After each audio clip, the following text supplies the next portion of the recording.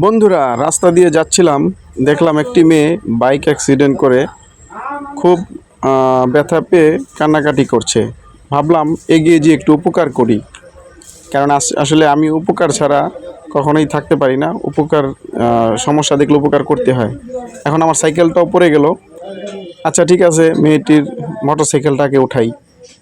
আচ্ছা, ওই উঠাইতে যে, ওরে বাবারে কি ভার, দেখছেন দেখছেন, ইস ইস, আয় হায় হায় আয় হায় হায় আয় হায় হায় হায়, উপকার করতে গিয়ে কি করলাম। ধ্যাৎ তরিকা।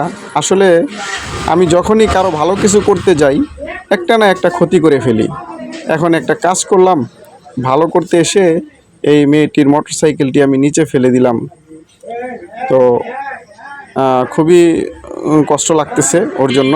তো ভিডিওটি ভালো লাগলে সর্বোচ্চ শেয়ার করে দেবেন, দেখতে থাকুন।